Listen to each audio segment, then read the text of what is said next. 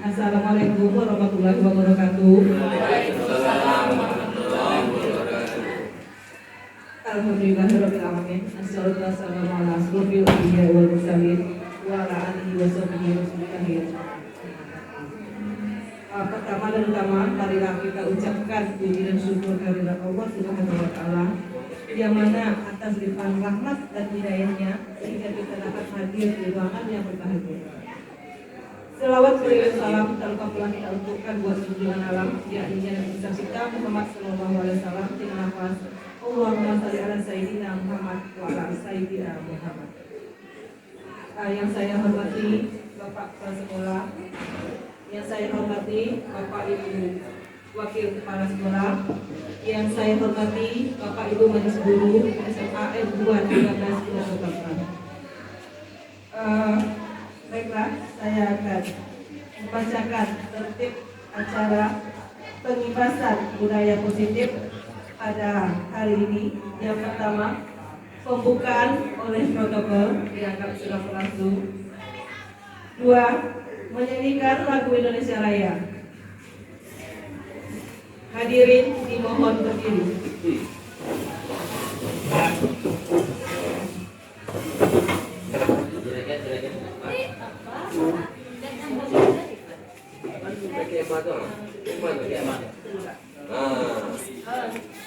Makan?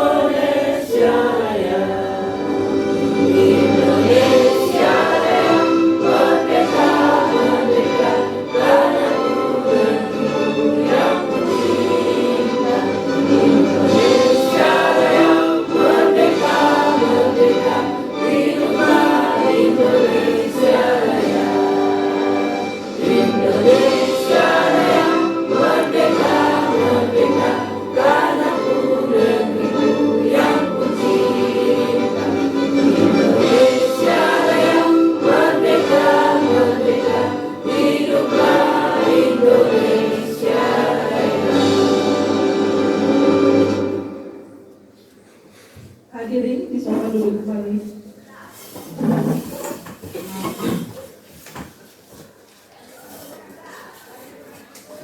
Melangkah kita di acara yang berikutnya. Kata sambutan dari Kepala Sekolah dalam hal ini disampaikan oleh Bapak Samsulizal SPD EPD. Kepada Bapak kami silahkan. Bismillahirrahmanirrahim. Assalamualaikum warahmatullahi wabarakatuh. Waalaikumsalam warahmatullahi wabarakatuh. Alhamdulillahirabbil alamin. Wassalatu wassalamu ala asyrofil anbiya'i wal mursalin wa ala alihi wa sahbihi rasulillahi ajmain. Amma ba'du. Yang kami hormati rekan-rekan sekolah, yang kami hormati rekan-rekan ormas guru yang hadir di dalam kegiatan penyebaran budaya positif di sekolah. Kemudian yang kami hormati narasumber Bu Zulema MPD.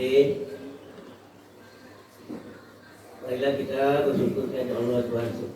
Marilah kita bersama-sama bersyukur kepada Allah Subhanahu wa taala yang mana telah memberikan kesempatan kepada kita secara bersama sehingga kita dapat mengikuti kegiatan pengimbasan budaya positif ini.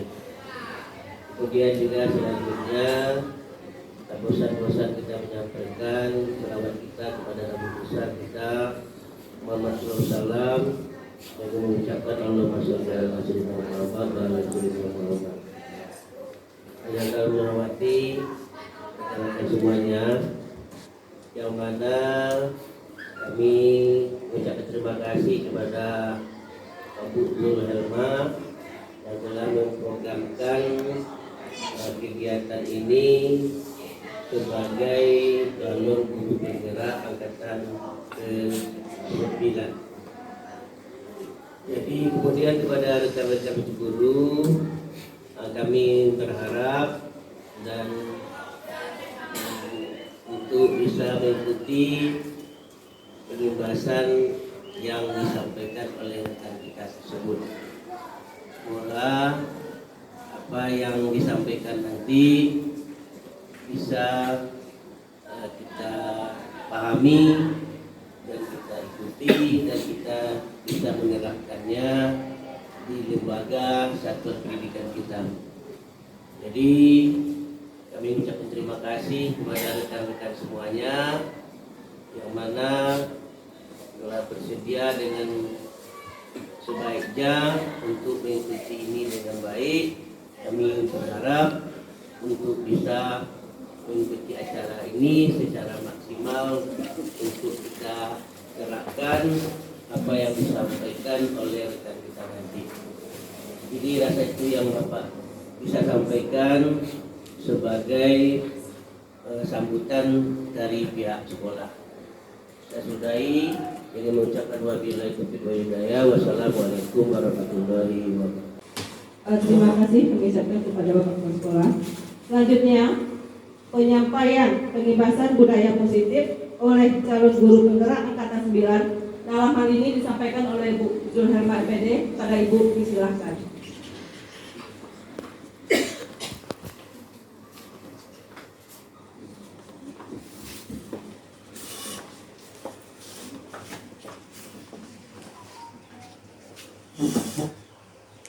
Bismillahirrahmanirrahim.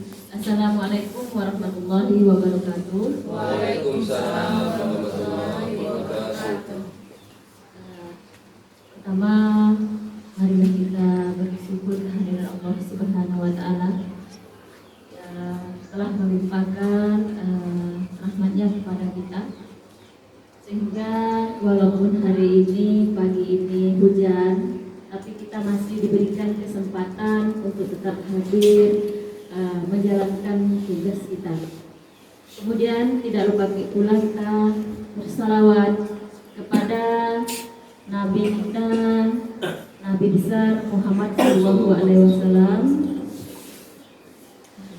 Mudah-mudahan nanti kita adalah termasuk umatnya yang mendapat syafaat di yaumil akhir nanti.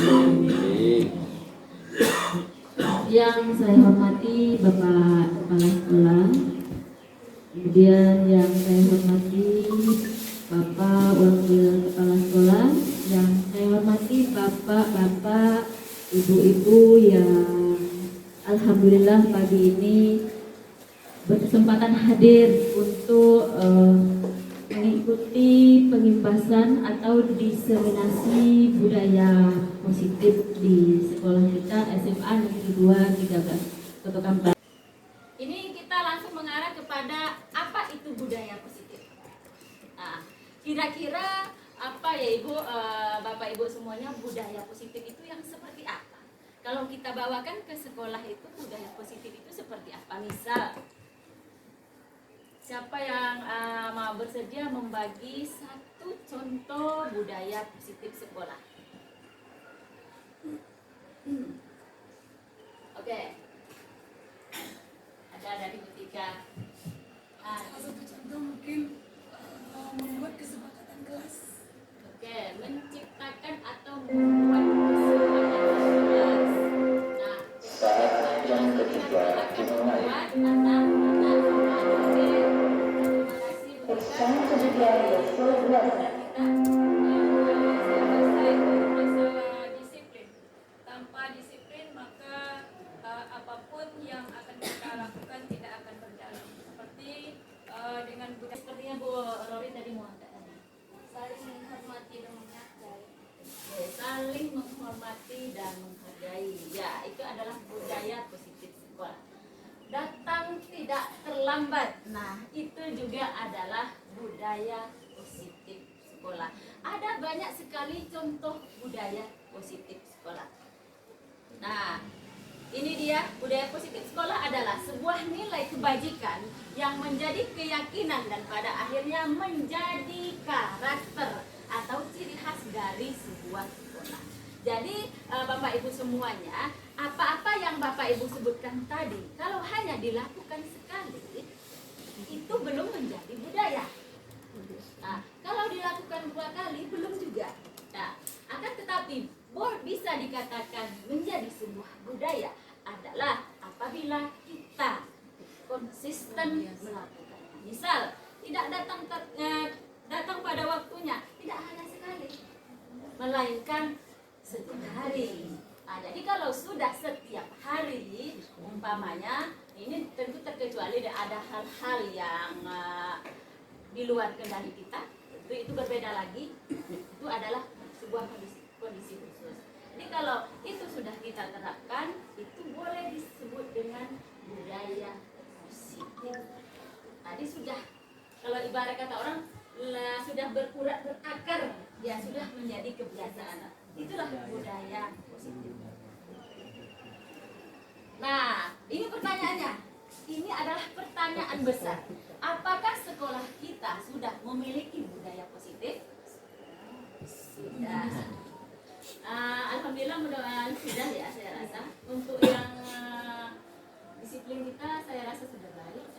Anak kita sudah dengan adanya aturan tata krama dan tata tertib sekolah, saya rasa jauh sekali peningkatan. Dan tetapi tentu masih ada hal-hal yang perlu kita perbaiki. Nah, jadi Bapak Ibu semuanya, sebenarnya materi dari budaya positif sekolah ini sangat padat. Ada 7 yang saya ada sebuah permainan, yaitu permainan cobalah buka. Jadi untuk Bapak Ibu semuanya, saya mohon berdiri. Kalau yang tidak bisa mungkin tidak apa-apa. Oke, jadi kegiatan cobalah buka ini Bapak Ibu, ini adalah kegiatan yang berpasangan. Kita jadi silakan, mohon maaf Bapak Ibu, silakan saling berhadapan.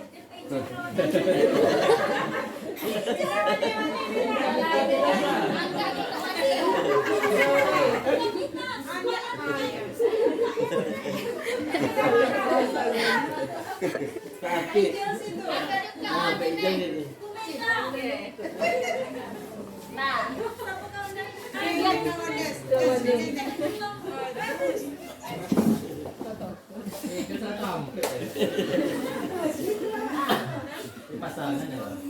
kegiatan cobalah buka ada A, ada B. Terserah ibu, bapak, yang mana yang A, mana yang B.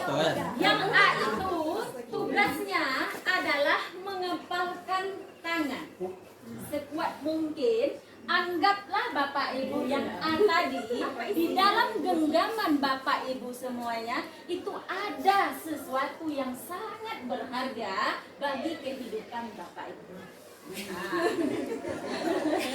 Nah, yang B itu tugasnya adalah membuka telapak tangan yang A. Nah, Bapak Ibu boleh lakukan apa saja, cara asal jangan kekerasan ya. Nah, boleh membujuk, boleh menghardik, boleh mengintimidasi, memarahi, menggoda, boleh pakai suap, pakai uap. Boleh. Boleh. Nah,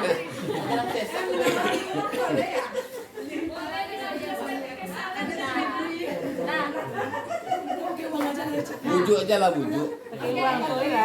kita mulai Bapak Ibu, ini kegiatan ini hanya 30 detik. Kita mulai, silakan.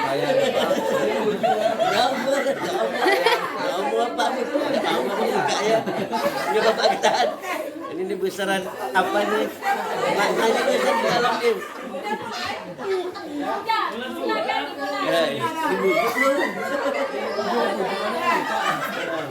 Oke, kita anggap selesai. Digitio. Bapak Ibu semuanya, silakan duduk kembali. Nah, sebenarnya permainan sederhana ini maknanya ada. Nah, tadi itu apakah ada yang berhasil membuka tangan? Ada. Siapa yang berhasil? Yang berhasil. Yang berhasil, Bu. Tanpa kekerasan. Tanpa kekerasan. Oke, begini. Dengan cara menggelitik. Cara menggelitik. Kalau pakai, oh disogok. Nah, oke Bapak Ibu semuanya. Jadi ada beberapa orang tadi yang rela membuka tangannya, memberikan sesuatu yang berharga itu kepada orang lain.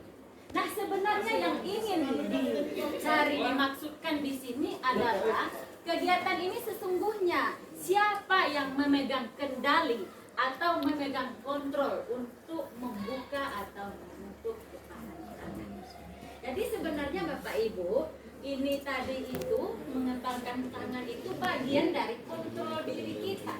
Sebenarnya apapun usaha orang lain tentu nanti tergantung dengan situasi dan kondisinya, itu kembali kita masing-masing. Apakah kontrol kita diri kita baik?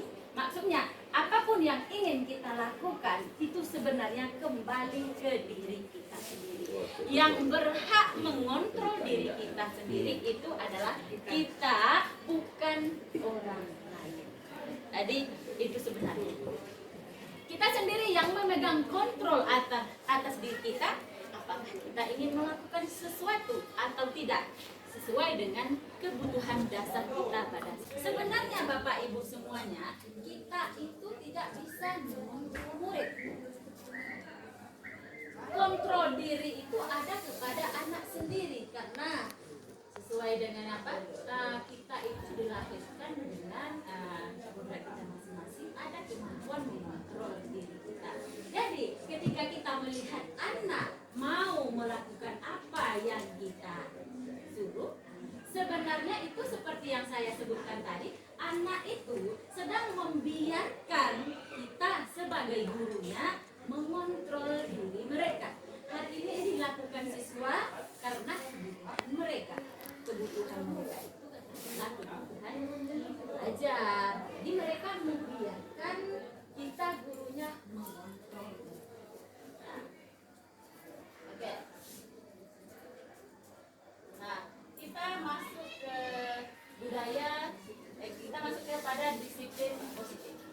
Nah, dalam budaya kita, makna kata disiplin itu ada sedikit pergeseran, walaupun tidak semuanya seperti itu berubah menjadi sesuatu yang dilakukan oleh seseorang kepada orang lain untuk mendapatkan kebahagiaan. Bahkan kita cenderung menghubungkan disiplin dengan ketidaknyamanan atau hukuman. Misal, terlambat. Poin. Disiplin positif itu adalah merupakan salah satu pendekatan disiplin diri yang memampukan seseorang mengontrol perilakunya dalam kesadaran dan bertanggung jawab atas tindakannya sebagai wujud menghormati diri dan orang lain. Jadi luar biasa rupanya disiplin positif itu seperti itu. Kita melakukan sesuatu itu bertanggung jawab kita atas diri kita sendiri, kemudian dalam rangka menghormati hak-hak orang lain. Jadi kita menjalankan positif, tidak mengganggu hak-hak orang lain. Itulah disiplin positif. Nah, untuk disiplin positif ini itu banyak terdapat nilai-nilai kebaikan, nilai-nilai kebajikan di dalamnya. Sehingga kita sebagai pendidik, tugas kita itu adalah menuntun murid untuk memiliki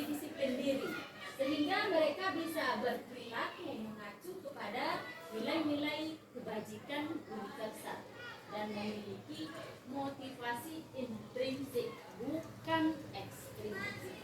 Nah, maksudnya adalah mereka itu jika umpamanya dapat waktu, murid kita itu sadar bukan karena nanti takut mencuci WC, membersihkan WC, tapi mereka sadar dari dalam dirinya sendiri bahwasanya nanti kalau saya terlambat, saya tidak bisa mengikuti pelajaran olahraga yang kan. Inilah yang harus kita tanamkan kepada anak-anak kita tadi. Nah, nilai-nilai ini merupakan payung besar dari sikap dan kita atau fondasi dari perilaku kita. Nah, ini ada beberapa contoh dari nilai-nilai kebajikan. Untuk yang pertama mungkin itu adalah diambil dari profil pelajar Pancasila. Ini dia nilai-nilai kebaikannya. Saya rasa itu untuk keseluruhan ini sudah tidak asing bagi kita. Saya ambil dari dua ini saja, dari profil pelajar Pancasila dan nilai kebajikan dari Igo. Sebenarnya ini ada 6 atau 7 organisasi. Jadi sebenarnya ini walaupun ini adalah nilai-nilai kebajikan dari pemerintah dan ini adalah dari organisasi, sebenarnya karena ini adalah kebajikan universal, itu tidak terbatas pada organisasi tertentu atau kepada suku tertentu, pada agama tertentu. Karena sifatnya universal, ini berlaku bagi seluruh dunia. Kemudian kita masuk dengan teori motivasi perilaku manusia. Ini nanti tujuannya adalah bagaimana kita melihat bagaimana perilaku peserta didik kita. Nah, ini motivasi, umpamanya saya sebagai seorang guru saat hadir mengajar di kelas tepat waktu itu, motivasi yang mendasari saya melakukan itu apa? Nah, kalau boleh pertanyaan ini diberikan kepada audiens, siapa yang bisa yang mau berbagi? Kalau kita hadir tepat waktu mengajar di kelas itu, kira-kira motivasinya apa? Bu Ani? Kalau saya yang menyemangati saya untuk bisa selalu hadir ke sekolah, mengajar itu adalah kebutuhan saya. Karena jika itu sudah saya dasari, saya butuh untuk hadir di depan anak-anak untuk mengajar, maka itu saya akan bertanggung jawab. Karena itu adalah keperluan saya. Jika tidak, nanti mungkin ada yang hilang. Makanya saya berusaha untuk tepat waktu selalu untuk bisa hadir di dalam kelas. Insya Allah kita bisa bulan luar biasa sekali. Kalau itu motivasinya Bapak Ibu semuanya, yakinlah kita akan selalu hadir di sekolah ini dan kita itu akan masuk ke kelas dengan tepat waktu dan kita akan berusaha semaksimal mungkin bagaimana tadi menciptakan pembelajaran yang berpusat kepada siswa itu. Ada 3 teori motivasi perilaku manusia, ini berlaku kepada kita, tentunya juga berlaku kepada peserta didik kita. Yang pertama ada lama dan luar biasa kenaan dengan kejiwaan anak. Kemudian ya kalau untuk konsekuensi ini sudah terencana atau sudah disepakati. Mungkin kalau tata tertib yang kita buat itu Bapak Ibu bisa dikategorikan ke yang mana? Nah, itu menurut saya itu adalah memang konsekuensi karena tata tertib dan tata krama yang kita buat itu terencana disepakati antara kedua belah pihak, 3 malahan. Nah, kita, orang tua, kemudian siswanya sendiri. Artinya kita yang membuat peraturan dengan anak yang akan melaksanakan itu sama-sama mengetahui, ditambah dengan diketahui oleh keyakinan kelas ini. Selain yang dibuat oleh wali kelas, juga boleh dibuat oleh setiap guru mata pelajaran. Tentu ini kalau dahulu ini bisa kita katakan ini adalah peraturan. Kalau sekarang karena dimodifikasi, karena membawa nilai-nilai kebajikan di dalamnya yang diyakini anak sehingga mau melaksanakannya, ini disebut dengan keyakinan. Nah, ini kebutuhan dasar manusia Bapak Ibu, kita singkat saja. Ada 5 kebutuhan dasar manusia, yaitu yang bertahan untuk hidup, kasih sayang dan rasa diterima, kemudian penguasaan, kesenangan dan kebebasan. Nah, jika salah satu di didik kita tidak terpenuhi, maka muncullah yang permasalahan tadi. Jadi jika terjadi permasalahan kepada anak, silahkan guru bertanya kepada anak, nanti silahkan digali yang mana kebutuhan mana sebenarnya yang tidak terpenuhi. Jadi, apakah Naren meyakini prinsip saling menghormati tersebut? Iya Bu, saya meyakininya. Apakah Naren bersedia memperbaiki masalah keterlambatan ini? Bersedia Bu. Bagaimana kamu akan perbaiki masalah keterlambatan ini? Saya akan coba untuk tidak lupa menyetel alarm saya Bu. Baik, kalau Naren lupa menyetel alarm di rumah, ada orang yang kira-kira bisa bantu mengingatkan tidak? Ada Bu, kakak saya, Kak Ema. Ada lagi saya. Selain Kak Ema, ada ibu saya. Baik, jadi yang mengingatkan Naren adalah Kak Emma dan Ibu Alia. Kira-kira akan mulai setel alarm kapan nih Naren? Setelah pulang sekolah, akan segera saya lakukan. Baik, jadi Naren akan setel alarm untuk bangun besok pagi dan akan diingatkan oleh kakak dan ibunda Naren ya. Ada lagi yang mungkin perlu dilakukan Naren? Agar tidak terlambat jauh lagi.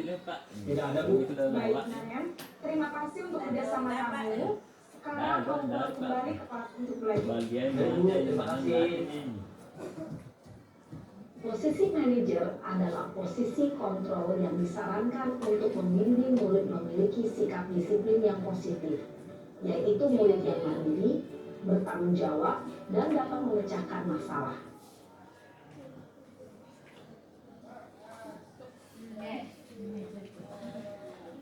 Videonya menggambarkan kelima dari posisi kontrol seorang guru.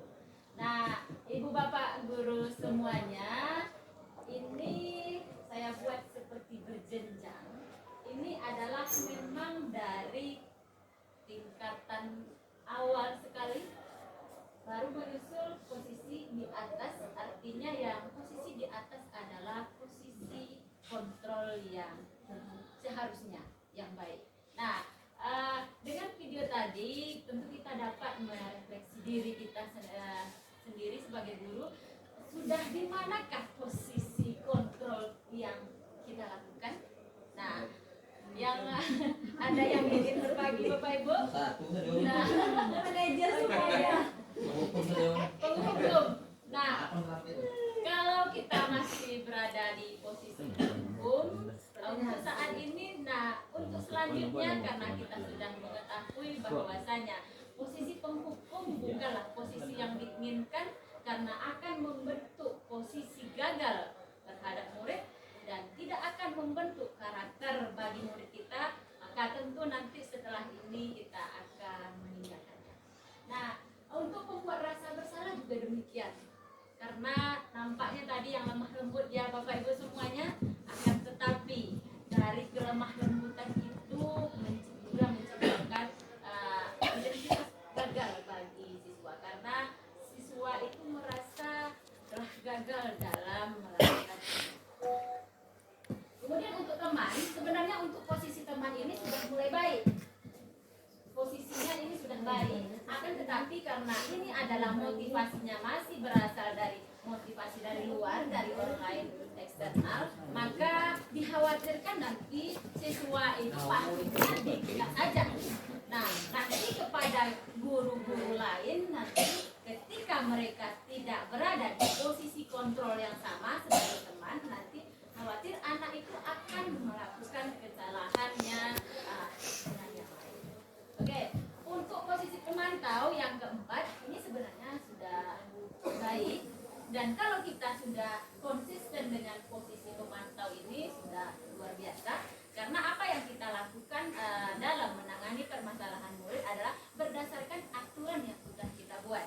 Nah, tadi aturan itu sudah ada konsekuensinya, konsekuensi itu sudah disepakati bersama. Nah, untuk yang posisi puncak adalah posisi manajer. Nah, ini adalah posisi yang bagaimana Bu Tika? Manajer itu? Manajer kan menunjuk ya kayak. Posisi manajer inilah seharusnya posisi kita sebagai guru. yang mana di dalam posisi manajer ini guru tidak langsung menjas anak salah, akan tetapi terlebih dahulu membuat semacam dialog ya Bu Tika, bagaimana mengapa anak itu melakukan kesalahan, apa penyebabnya, kebutuhan dasar apa tadi yang belum terpenuhi, kemudian anak ya diajak untuk memecahkan permasalahannya sendiri. Itu kuncinya kalau di manajer. Jadi anak itu ada permasalahan, bukan kita yang menyelesaikan masalah anak itu, bukan kita guru, tapi mereka sendiri yang menyelesaikan masalahnya. Kita hanya membimbing, mengarahkan saja apa cara-cara solusi yang bisa mereka lakukan untuk menyelesaikan permasalahan anak itu. Jadi tidak dari kita. Makanya ini adalah motivasi dari dalamnya intrinsik, dan ini bisa membentuk pribadi sukses ya Bu Tika. Nah, kalau sudah di posisi manajer ini nanti, disinilah nanti dapat terciptanya budaya positif. Nah, ini cara-cara menerapkan segitiga restitusi, yaitu proses manajer tadi. Ada 3 tahapan. Yang pertama adalah validasi tindakan yang salah. Yang kedua adalah menstabilkan identitas. Yang ketiga adalah menanyakan. Nah, pada proses, oke, ini untuk tindakannya tadi sudah. Untuk menstabilkan identitas, ini adalah dasar pertama dari restitusi ya Bu Tika. Bagaimana kita melakukan itu berdasarkan prinsip bahwa membuat kesalahan adalah bagian dari proses pembelajaran. Jadi kalau anak itu salah, kita itu memahami bahwa anak itu salah adalah bagian dari dia belajar, bagian dari dia memahami bagaimana jati diri dia yang sebenarnya. Jadi tidak serta-merta anak itu salah, bahwa kamu begini ya. Jadi kemudian kalau kita melakukan menstabilkan identitas ini, nanti akan terjadi menggeser identitas gagal pada anak itu menjadi identitas. Tadi kalau di penghukum itu tidak ada penggeseran identitas ini, identitasnya hanya gagal saja. Kalau kita sudah melakukan ini, identitas gagal bagi anak itu bergeser ke identitas. Kemudian yang kedua yang harus kita laksanakan adalah validasi tindakan yang salah. Nah, ini berdasarkan pada prinsip setiap perilaku berupaya memenuhi suatu kebutuhan tertentu.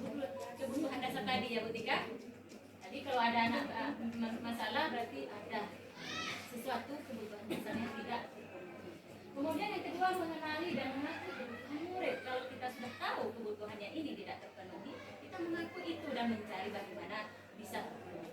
Kemudian yang ketiga, membantu menciptakan lingkungan positif, aman dan terbuka. Maksudnya karena anak sudah berbagi dengan kita tidak menjudge anak langsung salah, tidak langsung menghukum. Ini adalah lingkungan positif, aman dan terbuka bagi murid. Nah, ini yang terakhir, menanyakan keyakinan. Keyakinan ini tadi sudah terbentuk di yang nilai-nilai kebajikan dan keyakinan kelas.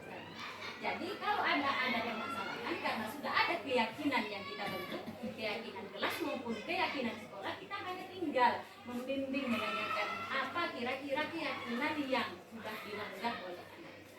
Nah, kemudian yang kedua, kita itu membimbing murid untuk mampu mengaitkan keyakinannya dengan tindakan sekolah.